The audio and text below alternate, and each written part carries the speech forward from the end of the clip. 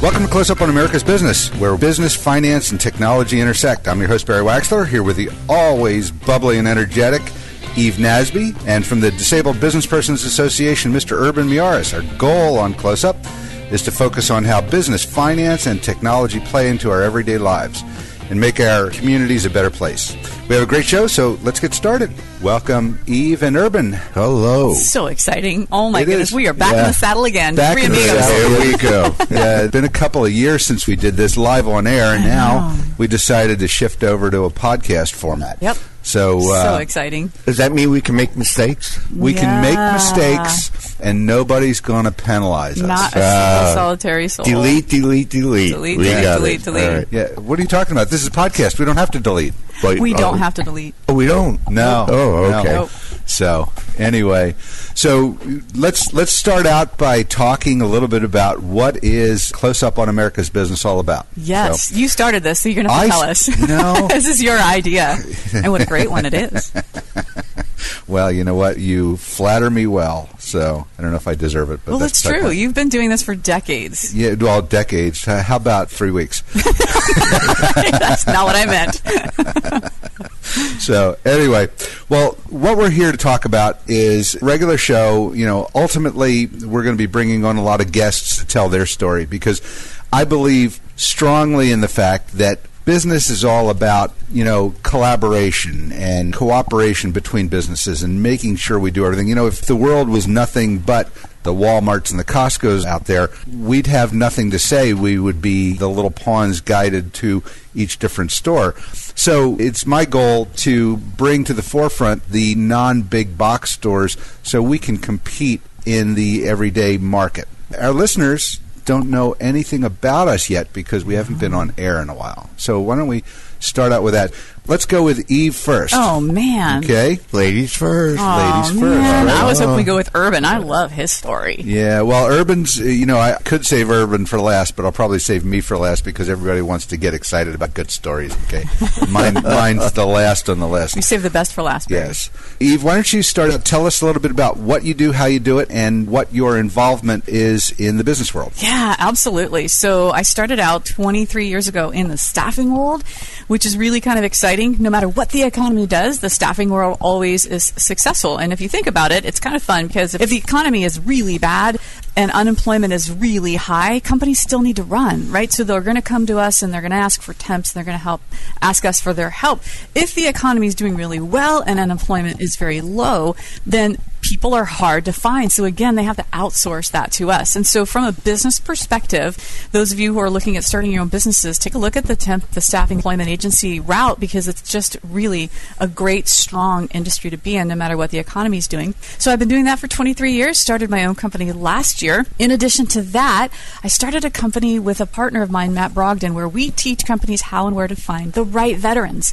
So much emphasis is put on hiring veterans, but people really don't know how or where to find the right veterans for Why their would culture. a company want to find a veteran over a non-veteran? Sure, that's a great question. Oftentimes, when folks get into the military, they're 17, 18 years old, and they're being put in charge of multi-million-dollar platoons, if you will, and equipment and all this stuff, and they get this training, they get leadership infused into their DNA. And so when they come out, they have a lot of leadership qualities, a lot of project management qualities. There's so much that a veteran brings to the table that most civilians don't. And then the third company that I started with my partner, John Silva, who is an Emmy Award-winning producer, is a TV show called America's Finest. And that is where we highlight great heroes of the American military and veteran community. We also encourage them by bringing on subject matter experts about how to exit the military successfully. So we talk about veterans' resumes and interviewing skills and all that kind of stuff. Well, you know, what I recall from when we did Close Up on San Diego Business a couple of years back, you had brought on virtually every one of the military transition to veteran service. A few of them, the good ones, right? Because there's Right. lots of them out there, but there's a few good ones. Well, San Diego, I mean, we're in San Diego. I know we're talking about Close Up on America's Business, but locally here in San Diego, we have such a huge military and veteran presence here. You know, and I recall when I was military, we didn't have anything to help us out. You got out of the service, you were on your own. Yeah. You might take advantage of GI Bill or whatever you were going to do, but you had to figure it out. Right. So tell me a little bit about what is the transitioning service from military to veteran? How do they work? What do they do? And what are some of the things going on there? That's a really good question. So you've got Easter Seals of Southern California, 0800. There's so many organizations in San Diego that are focused in on helping them transition well. And so they help when somebody's getting out, like 0800, for example, 6 months before you get out, you can tap into 08 and they will help you navigate. They'll help you write your resume. They'll help you network. The most important thing that folks miss when they're getting out of the military is the importance of their own personal network. They don't understand that, hey, I know Barry Waxler. Barry Waxler is the CEO of this company, and I want to be a financial advisor, so I'm going to go to Barry Waxler for him to teach me. They don't understand that power of networking. They're going to put an application into some godforsaken hole of the some company's database that says, hey, put your application in here, and it just falls into this black hole. So the power of networking is what these other organizations will teach them and help them network. So those are the three keys. Now, right. There's other organizations out there that will help them understand their GI Bill, their VA loan. There's so many different benefits to being in the military and getting out that people often just don't know. They don't tap into. Yeah, true. So, Urban, we're talking about military transitioning to a veteran status, and I know that you are a veteran of the Vietnam War. What would it look like? What would your life and your career look like had you gotten out of the Vietnam War and had some type of transitioning service help you convert over to a veteran? Wow, if I had something like that back then, I'd be a contender today. Yeah. It's different. Most veterans go in at their 17, 18, 19, early 20s when they first get in, and those are very vulnerable years for us. We're still maturing, and we mature in a military environment. So we grow to the point that we know what we have to do. We're scheduled. Mm-hmm. 0700 we got to be here, and 1100 we've got to be there.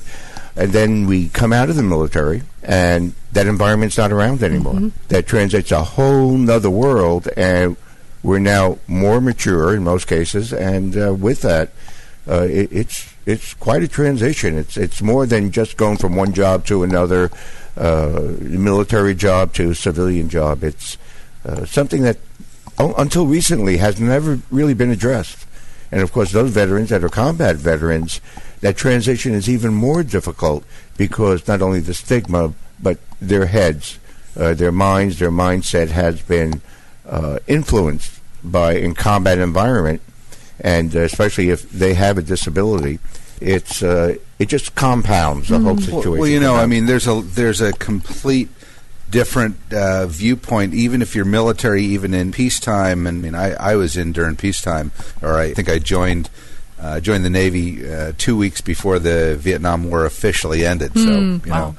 But there's a different mode, a different attitude, a different training, a different mentality, just being military, mm-hmm. and you have to learn how to transition into the work world, but you also have to learn how to transition into just a civilian lifestyle. That's right. It's a whole different thing.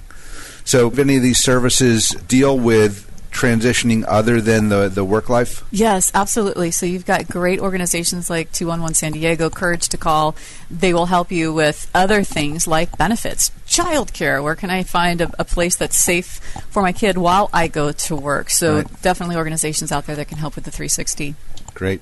You're listening to Close Up on America's Business, where business, finance, and technology meet. I'm your host, Barry Waxler, here with my co-hosts Eve Nasby and Urban Miyares. If you want to appear on our show, just email me at barry@closeupsandiego.com. It's interesting, just all of the things going on from the military perspective. But, let's go back to Infused. Infused.work is the name of our recruiting firm. Right. And, I think there's a lot, too, and I wanted to piggyback, too, before we jump into that, Barry, that Urban, and we're going to talk about his story, I'm sure, about all the companies that he started, but I think it's important for folks to realize that veterans make excellent entrepreneurs, and that's what this show is all about, business. And the veteran community is just this pool that is rich of folks who have the ability and the dreams and the vision and the discipline to be their own boss. Yeah. Well, the world is so different now. I mean, I remember when we were doing the local radio show, people used to laugh at me because, they figured I couldn't even spell social media. Now, as a professional, I live on LinkedIn. Yep, me too. It's crazy. You know what? Before we go too far, we have to remember that, people want to talk to us when they hear us. So tell everybody, how do they get in touch with Eve and Infused Work? Yeah, so Infused, if you guys are looking for work, or if you're a company that's looking for great people, just go on to www.infused.work. It's not .com or .org, it's .work, and you can just reach out and we kind of connect the dots. So great people find great companies and vice versa. Also, phone number 619-244-3000, easy number to remember. Yep. You can call anytime or send me a text. Great. So, back on, I think this is one of the fallacies or one of the misconceptions I've had over the years. So if I've had it, I think other people probably have it too. Yeah. Okay? When you're looking for an agency to help you find work, who pays for that? That is a really good question. And you're going to kind of trip my trigger into getting into the gig economy, because that is really thrilling right now, and it's so cutting edge. But you find an agency, and that agency is paid by the company. So never, ever, ever, ever, ever, if you're an employee looking for work, never pay an agency. I don't care if they tell you they're the best thing since sliced bread. Do not pay the agency. There's thousands of agencies out there that will help you for free that are good. And we are one of them. So the companies pay us to find great talent. So it sounds to me like that would be a deterrent if there was a fee from the agency to the employee or the veteran searching for work. Am I correct? Absolutely. There's no reason for it. There's tons of companies out there that will help you for free, and most of them are of good repute. Right. And the ones that look to hire veterans, they get a little extra benefit out of that too, don't they? Yeah, I think you're talking about the WOTC tax credits. That would be true. You're so smart. For those of you who don't know, the Work Opportunity Tax Credit, otherwise known as WOTC, will give you up to a $9,600 tax credit for hiring a veteran. And is that money that goes to the company for hiring the veteran? Is it a tax credit that goes to the individual? How is that set up? Great question. It goes to the company. So there's third-party organizations, and again, you can call me 619-244-3000. I can hook you up with free money through a third-party vendor that I use. In 90 seconds, I can tell you what type of tax credit a veteran or a non-veteran could qualify for. And then this third-party organization will actually do all the paperwork for you. They do all the administrative work, and they just write you a check. Free money. I love it. If it's free, it's for me. Fabulous. So before we go to break, let me ask you one more question. That is, tell us about what kind of jobs. My guess is there are multiple different types of employment agencies out there, and everyone focuses on what they can place in the workforce well. What do you place in the workforce well? Yeah, we place professional level folks. So HR, IT, admin, sales, those are the types of positions. We love all types of industries. Right now we're working with manufacturing to distribution to banking. So any industry that has a professional level role that we can definitely help you with. And you know what, Barry, I didn't tell you this, but I just got off the phone with a company that wants me to help them find 300 truck drivers. All right, I need to start a separate division for that. So you start stepping outside the box. That's it. I'm going for it. Be careful of those truck drivers, Eve. I know. Tapping into the military, though. Those guys are awesome. And gals. Yeah. Men and women of integrity. You know what they're doing. You guys probably remember a company called Opoly that we had on the show years back. And Opoly was a company that was trying to like Uber for the multi-passenger vans and what have you. And I thought they had a great idea. And we're going after the veterans to place them into that too, which is more of a franchise type thing. So, remind me when we're off the air to get you the connection back over there at Opoly, because that might help you out with some of those veterans. Perfect. Thanks. Well, when we come back, we're going to tap into Mr. Miyares' brain. So, love this guy. Oh, boy. Here it comes. Absolutely. I've got the I Love Urban Miyares t-shirt, I Love Urban Miyares mouse pad, and the bobblehead. Down, please. Do you have the t-shirt that says, I know Barry Waxler, he's just chopped liver? Okay. Yes, exactly. You're awesome, Barry. This is Close Up on America's Business, where business, finance, and technology meet. I'm your host, Barry Waxler, here with my co-hosts, Eve Nasby and Urban Miyares. We will be right back after a short break.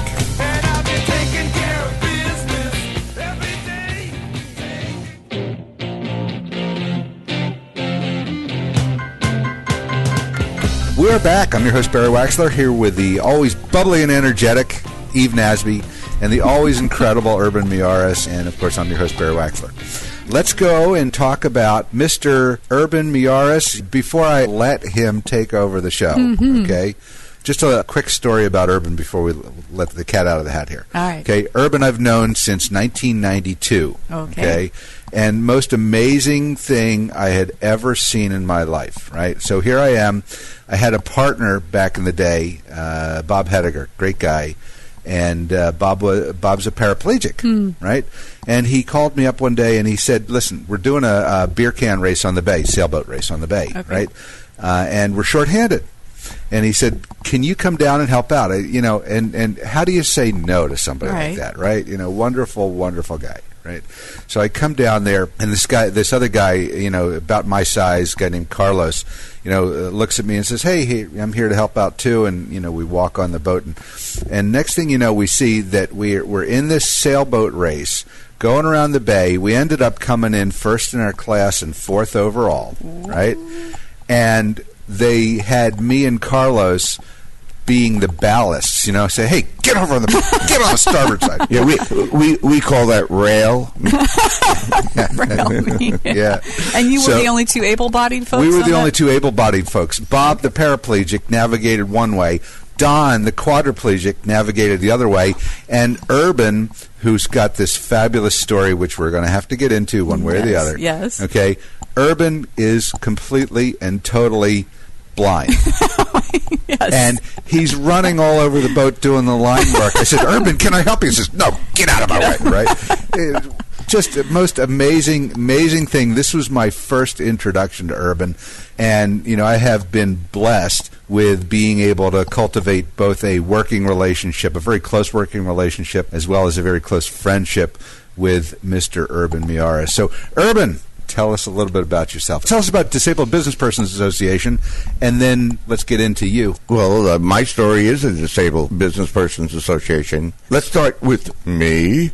Yes. I came back from Vietnam in 1968, disabled, and then they told me I had, at best, 20 years left to live, productive life, if I lived that long. With that diagnosis, and I had been married just prior to going to Vietnam, I said, well, if I only have 20 years left to live, might as well make every day as fruitful as possible. I wasn't going to sit home and wait to die. And with that, I started a business with my wife, and the business didn't do well. And I went to a bank to get a loan to help us out in the business when it wasn't doing well. And everything was going great until they found out I was a veteran, and a disabled veteran of the Vietnam War. And this is 1968. And the loan was denied. And I was just so upset at the time, and I started another business right away. And that wasn't going well. And I said, one of these days when I could prove that someone who's considered catastrophically or severely disabled could make it in the able-bodied world of business, I'd help others with disabilities, both veterans and non-veterans, start and run businesses, or at least give them the information.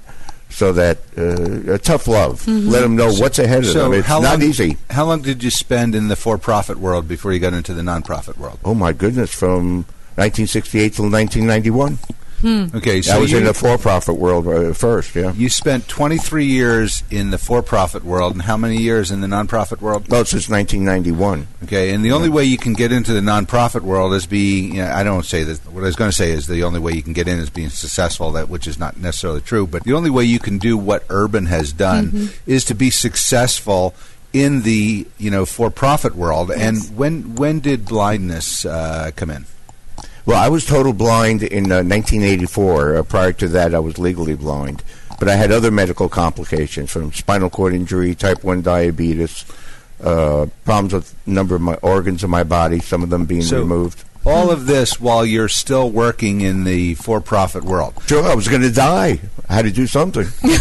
And how many companies, can we ask this question? Yeah, now? how many companies have you founded, run, or 23. 20. I'm in my 24th company right now. Right. Company business, due to medical issues, I must work from home, and I decided to, at the urging of everybody else, become a writer, and I'm now writing books professionally. That's fabulous. And I think it's the inspiration that Urban provides. I know that we build him up a lot, but he deserves it. He does, absolutely. So, the inspiration Urban provides, how many people are out there in the working world today, working for a corporation, have the boss that is the boss from hell, and they just want to get out, but they're so scared to do it. My commentary on this is, I don't mean to say if Urban can do it, anybody can do it, but if somebody can come down with complete and total blindness and still function as a business owner.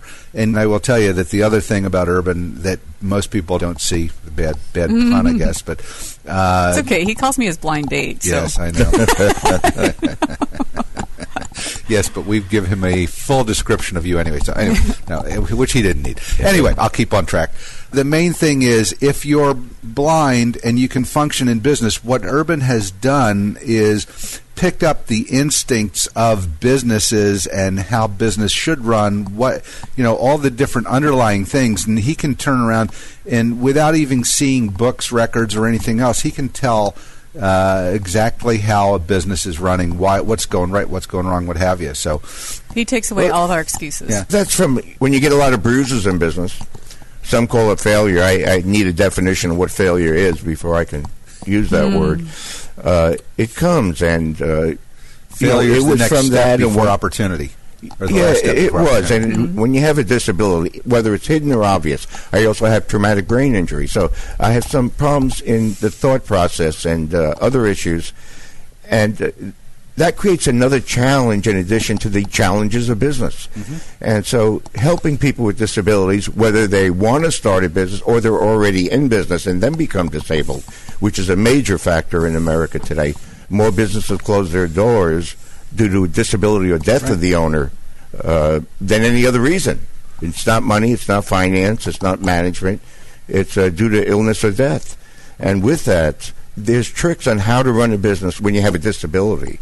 And that's where it goes. I went all those years, and when I came back from blind rehabilitation in 1984 and went back to businesses I had founded, I told my wife, I said, I want to start helping veterans. And in 85, I helped 3 disabled veterans with their business, and that what started the Disabled Business Persons Association and became a nonprofit in 1991. Great. And I think it's important to note that he has also been a keynote speaker for so many great events and for companies, American Airlines.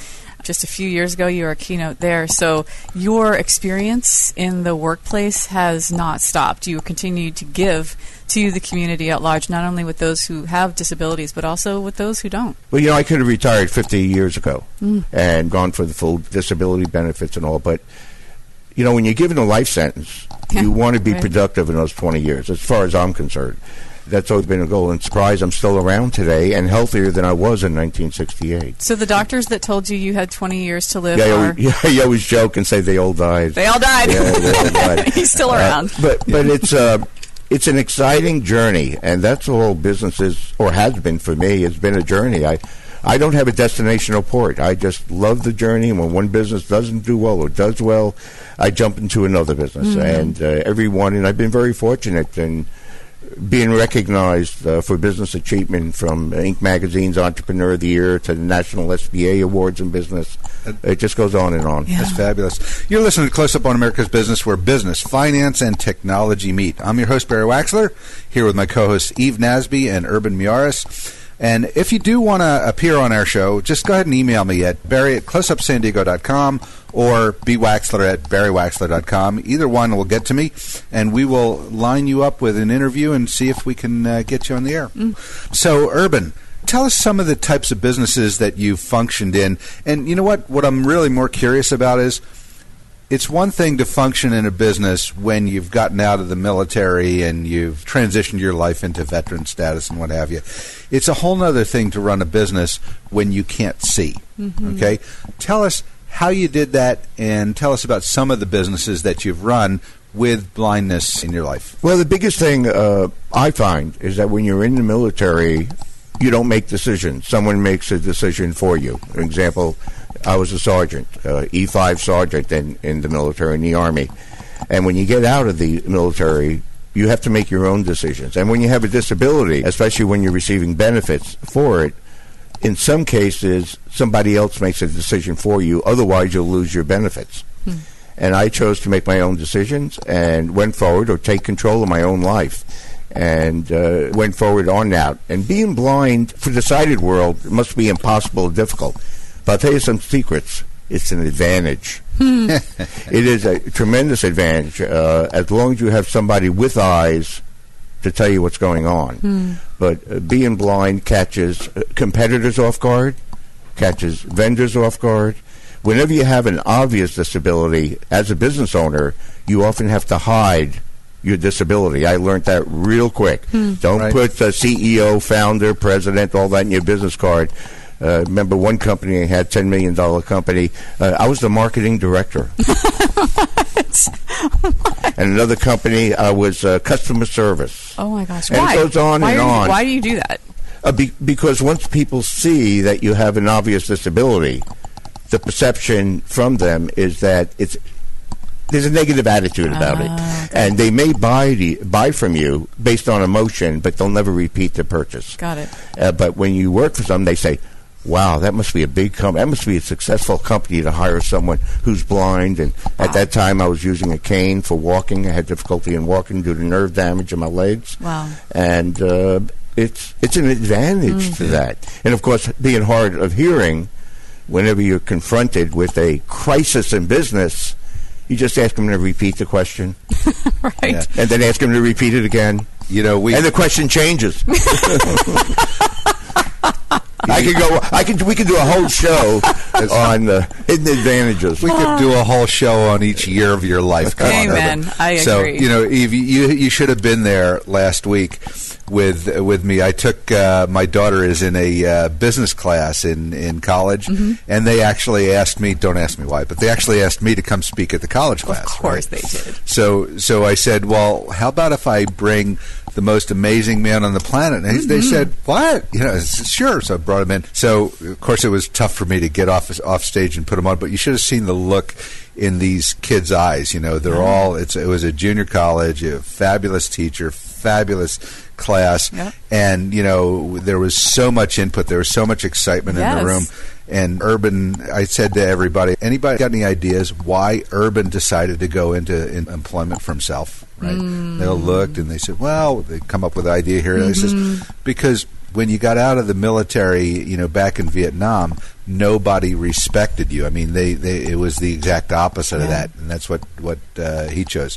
Of course, they asked me why I got in business, and I couldn't tell them. That's fine. Well, I think going back to being blind, I think in many instances, though, Urban, you've shared stories where you were receiving an award, and you went up to the podium, and they said, we didn't know you were blind. So Yeah, story. that was Inc. Magazine's Entrepreneur of the Year in Palm Springs. There was hundreds of people at the awards banquet there, and my wife couldn't identify anybody who had an obvious disability. You know, most people have hidden disabilities, whether it be diabetes or heart, cancer, or whatever it may be.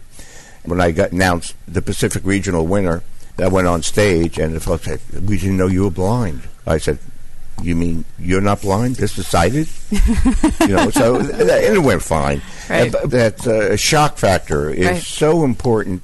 And that's an issue many disabled veterans and others with disability have. They don't know how to use their disability as an advantage. We still get the job done. We might even get it done better, as some professions have shown, especially in computer programming and things like that.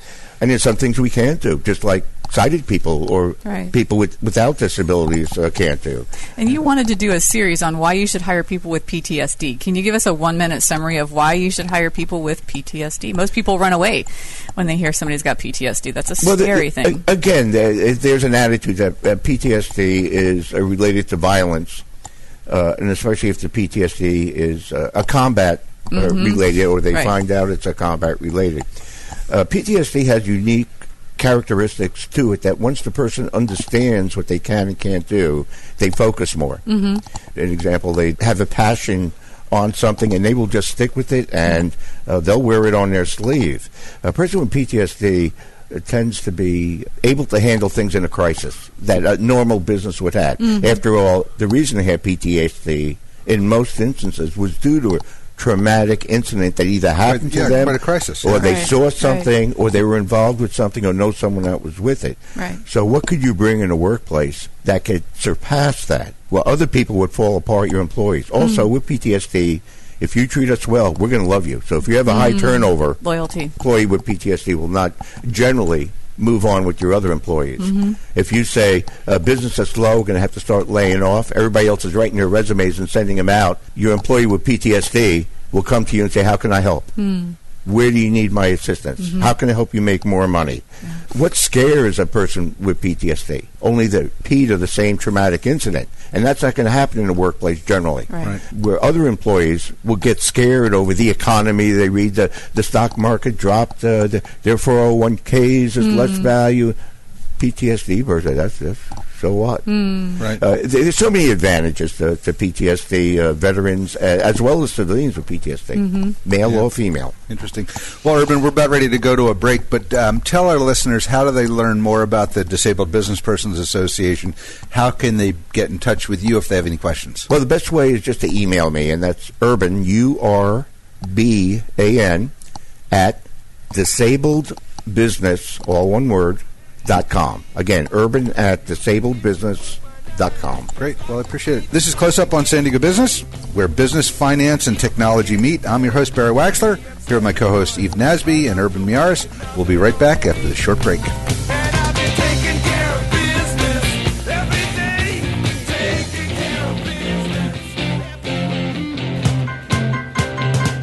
Okay, we are back. I'm your host, Barry Waxler, here with the always bubbly and energetic Eve Nasby. You know I changed that on you.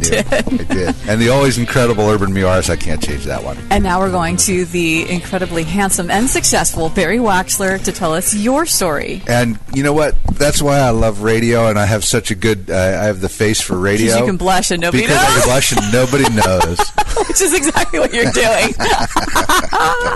Wow, that's bright red. I don't think I've seen a red that bright. You know, that was from the sun over at Best of One yesterday. That's like on TV when they said all I had to do is look presentable from the waist up. Yeah. And so you wear your suit jacket and tie and shirt. Yep. Most of the men will wear dungarees down below, especially if they work behind the counter. They still do that. You know? So anyway, well, we're back from break, and I guess it's time for me to tell you a little bit about what I do. Drum roll. Here you go. Okay. I brought my drummer and... Well, I've got to cue the music. Yes.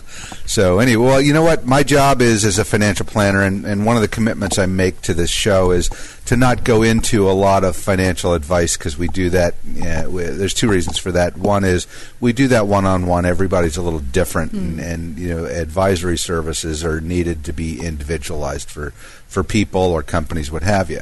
I have been in the financial service industry for 32 years now. Wow. Okay. You started when you were 2. I started when I was 2, and now I'm 32 and over the hill. So in any case, and you know, financial advisory, I've probably stepped into every arena in financial advisory that I probably could. You know, you're always going to see something new no matter where you go. But you know, from what I've done over the years, you know, I focus a lot on keeping the family intact, okay? You know, we do a lot of assets under management. We do a lot of just financial advisory. But, you know, one of the keys that I work on is really protecting the family, whether that's the family of the business owner, the family of the newest employee, the family that the retirees, whatever it happens to be, you have to protect the family. And what I've noticed over the years is that life insurance is it's probably the most complicated financial vehicle on the planet. Okay? Because you can buy, you can buy something temporary, so have term for 5 or 10 or 20 years, whatever you want. You can buy something permanent, but that if you call it permanent and it fails or it lapses, before you want it to, it becomes temporary, right? And you see a changing market. The life insurance industry today is built for the insurance company, for the carrier, okay? And that's really my focus, is to take some of that risk and lack of understanding, put the education in the model, and teach people a little bit more about, what they're doing with their own life insurance. Because when you really think about it, what is the biggest asset transfer? When somebody passes away and they're going from parent to child and they're trying to leave wealth transfer behind, what's the biggest asset? Oftentimes, it's life insurance. Okay? Even though you may have a home paid off, but life insurance can be the biggest asset, especially when it's done in a planning capacity. So the problem that we see with these life insurance policies is they're built for the insurance company. Okay, if you go back into the 70s and beyond, all you had was whole life, and whole life was paying 2, 3, 4%, whatever it was paying at the time. And if you bought that, you bought it, you put the money away, you didn't pay attention to the statements. It grew a little bit at a time, but it was a product that was there to pay off at death. Okay, and then all of a sudden, when Jimmy Carter was in office, we saw interest rates go through the roof. Right, so I could go down to a local bank and pick up 17%. Most, especially the younger people, don't understand this because they weren't living through that time. Right. But if I can get 17% at a bank in a CD, and I can lock it in for 10 years, okay, which is what was going on.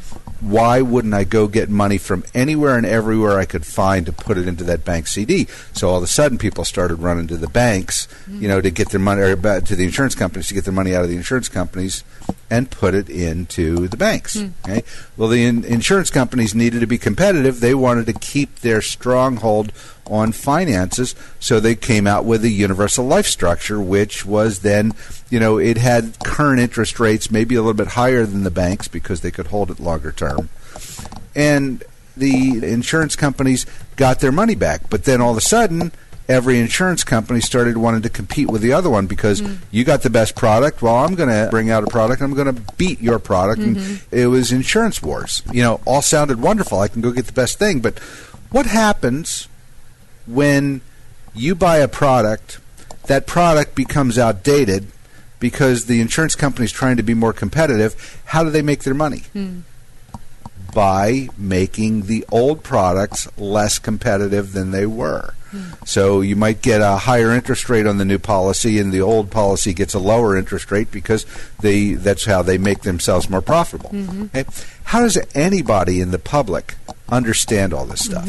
So, make a long story short, what I did was I started searching the market for the right type of analytics. Now we're coming from the 1980s into the 2018, 2017, probably 2016 when I started looking at how to do this. But what I wanted to find was, how could we run analytics on a life insurance policy to determine what's right and wrong? And by the way, have any idea how the insurance companies made themselves more profitable, and understood the analytics at their company? Do you know what they built in to make their products more profitable? No idea. Or how they could compete? It was called a lapse ratio. If an insurance policy didn't have probably a 30 to 40% lapse ratio, meaning they would lapse before the death benefit would pay out, the insurance company would go broke. So they had to find ways to make them, and as it turns out, they probably built in a 70% lapse ratio today. Wow.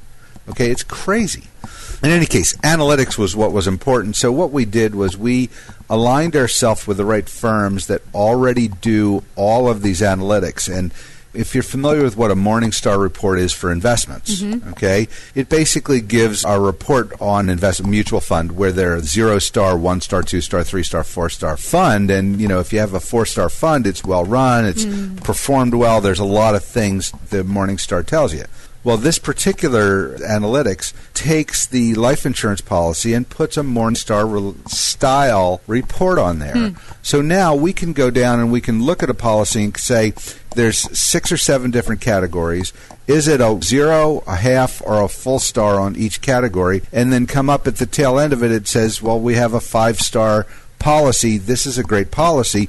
but candidly, most of the policies are going to be relegated to, a 1 or 2 or 3 stars because either the carrier didn't hold up or they haven't done well on the policy. And there's a lot of analytics that goes into the other report, which shows how the policy compares to a retail policy, how the policy compares to institutional policy. A lot of different things that we do. But it's all about finding the right solutions for the clients. So what are those policies judged on? What are some of those star ratings based upon? Cost, what's the insurance cost inside? In some cases, we even look at underwriting. For example, I have a client out in East County that I helped out get a policy 15 years ago, and because he was dealing with cholesterol issues, we couldn't do anything better than get a standard rate. Okay, when I started looking at it again today, cholesterol is easy to manage with simple medication today. Right. So we were able to come in and get this particular client a preferred plus rate. The difference is about a 20% overall cost structure to improve what we did 15 years ago. So you reduced his rate by 20%, gave him the same or better insurance. Yeah, reduced the rate, got him into a product that's more current than it was before, and increased the rates by roughly 20%. Decreased his rate. Decreased the cost. Decreased the cost, increased the performance, Perfect. Or performance potential, I should say. So, the other thing that we did, I have another client that we just finished on that was a very large case because they were in their 70s and they needed several $1 million worth of coverage. I had taken care of the original policy with the first carrier. The second carrier came in, and this was called a premium finance model, where they borrowed the funds to pay the premiums, put up collateral, what have you. Well, as it turned out, the old carrier gave them a preferred rate. The new carrier gave them a preferred plus rate, so there's about a 10% difference in cost. And because of that, the bank gave them a discount of 65 basis points on the loan. So, in other words, I saved the clients by looking at this and doing it the right way. I saved the clients over $1,000 a month in costs. Jeez. Okay? Barry, we should do a show just on the different types of insurance and how they can benefit business owners, especially those just starting out. Because a couple of my businesses were funded because I couldn't get a loan. Right. Were funded from insurance policies that I had. Wow. There's so many things. I mean, let's put it this way. My goal is to make a complicated situation uncomplicated. Okay? And, if we can do that, that's what we work with people one-on-one. That's why I don't give a lot of advice over the air. We may take, some storylines, just like you take storylines, and let's build that out and give clients some hope that there's a better solution on the market than what they're dealing with today. The other problem, and I'm just going to tap on this pretty quickly because we're running short on time today, but the other thing is there are so many life insurance policies out there that are controlled by a fiduciary. Okay, by a fiduciary I mean either they're inside a trust and the attorney is the trustee, or they're inside a family trustee or an irrevocable trust, and the child of the insured is the trustee because dad and mom say, listen, we need somebody outside of our estate to run this trust. Okay, well, what happens with most life insurance policies when you buy them? Okay, and I'll pose this question to the two of you, put you on the spot. All right. How often do you review your life insurance? Never. Okay. You throw it in a drawer. Until somebody calls, like I meet them at an event and they do life insurance, Right. and then they want to do a little free analysis. Yeah, or you sit in the lobby of a meeting with me and you say, I didn't know you that. All right. For all these years. You should review your policy every time you buy a new car.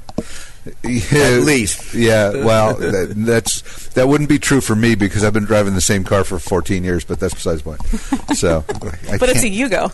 Yeah, no, it's probably less reliable than a Yugo. It's a Jaguar.